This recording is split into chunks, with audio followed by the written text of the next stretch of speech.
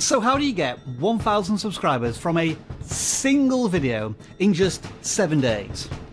Well, we just did it following our own advice, so maybe you should too. Now then, hey folks, I'm Rob, welcome back to vidIQ, educating you on your YouTube journey, and today's lesson is all about, well, just doubling down on stuff that you already know works on your channel. That's something that we've just tested and proven on the vidIQ channel through a video that basically explained its own successful strategy. Now, let me just temper expectations a little bit, because one of the reasons this video got 1,000 subscribers in 7 days is because of the vidIQ channel and its size. We already have a large audience, so this video had certain advantages in terms of distribution and discoverability. But having said that, a standard video on the vidIQ channel would perform like this. And so in this example, with 3x the watch time and 10x the number of new subscribers, which isn't too bad in anybody's book. So if you take this strategy, apply it to your video, how many more subscribers are we talking about? 5, 10, 25, 100?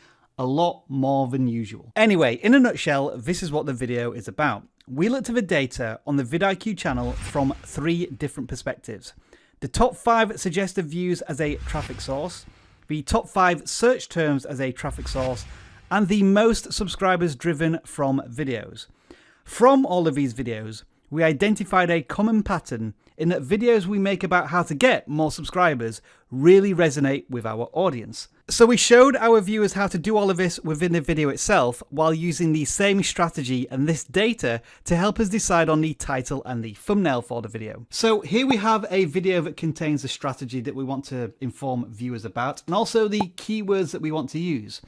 But here's the inherent problem with this strategy. You've kind of already pitched it to your audience in previous videos. And we should know, we've already made several videos basically titled How to Get 1,000 Subscribers. So this is the point at which I needed a flash of inspiration, and through a simple keyword search, I came across this video title from Think Media, which felt new and fresh within the context of gaining 1,000 YouTube subscribers. With this title, you're definitely specifically defining your target audience and keyword search opportunity with 1,000 subscribers, but also adding a level of intrigue and fear of missing out. Try what? I need to click on this to find out. So although the title of these 2 videos is very similar, the content is very different, but it does target the same viewer psychology and demand. A need to get to 1,000 subscribers. But as the saying goes, good artists copy, great artists steal.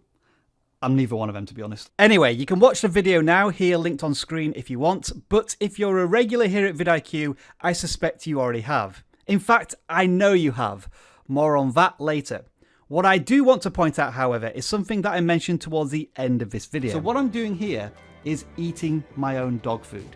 The data never lies. I'm following the data that YouTube is telling me about the vidIQ channel. And what I suggest you do is check back on this video in around about 90 days and see how it's performing versus the rest of our channel. Fingers crossed it's above average. Yeah, didn't need to wait that long, did we? Let's look at the data behind its success. From the moment this video launched, it was ahead of, well, vidIQ's own channel curve. In its first hour, it got twice as many views as the channel average, and even a week later, the video is still getting loads of views from browse features as a traffic source. And that tells me one crucial thing about this video. When YouTube puts this thumbnail and title in front of viewers, they click on it. And this is how to prove it. During its first day, the video averaged a click-through rate of 8.7%. Now, in isolation, that number doesn't sound too great, does it? But, and this is what I've always said, never base your numbers against common averages.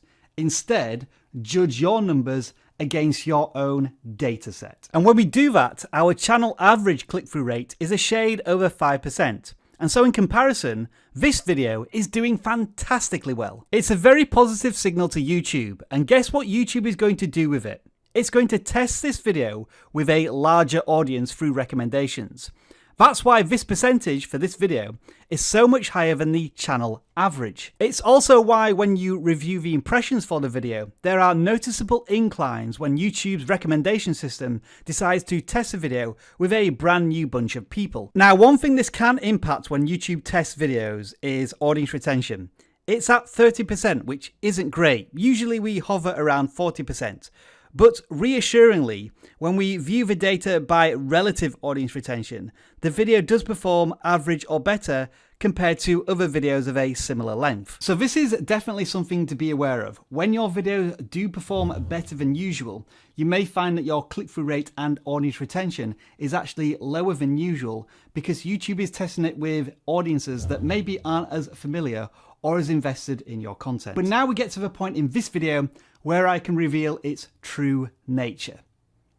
This video has nothing to do with how to get 1,000 subscribers from one video. It's all about this. Yep, that's right folks, we're back on my favourite new analytic, return viewers. The video we made was designed to tap into viewers who had already associated our content with valuable information about getting 1,000 subscribers. And it worked because, as you can see, thousands and thousands of viewers came back to tune in for this video. I've already said this, and I'm going to continue to say this in future videos, and you're more than welcome to argue with me in the comments below. But this button and these numbers matter far less than this graph and your returning audience, unless your sole objective is to get more of these. Let me offer you a simple choice. Would you prefer 1,000 new subscribers, knowing how often these subscribers actually watch your content, or would you prefer 30,000 returning viewers to your channel? I know which I would personally choose. Of course, it's not always going to be returning viewers. It could be new viewers discovering your channel for the very first time. But irrespective of whether they are new viewers or returning viewers, what do you do next? You build trust, loyalty, and a relationship with those viewers. I feel like this year, I've been able to really tap into the vidIQ audience twice. The first time was when I made a video, ironically enough, about these graphs, representing a new way to unlock the YouTube algorithm. The video did well, so I made a follow-up, which again brought back our audience. And so here we are again with a video that's really popped with our audience.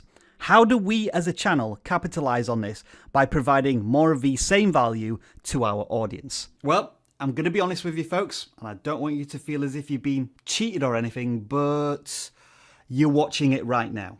How to get 1,000 subscribers with one video. The title fits into the keywords we know work with our audience, it's a bold claim that we can now prove, and the thumbnail dovetails nicely with a previous one that got loads of clicks. You know all of those numbers in your channel analytics?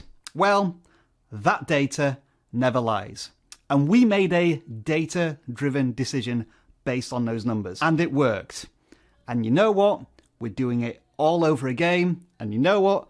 Fingers crossed, it works all over again. And to finish off with, your code number to put in the comments below to confuse every viewer that didn't get this far into the video is a number. How many subscribers has your best video earned for you and your channel? Just a number, nothing else. See you in the next one.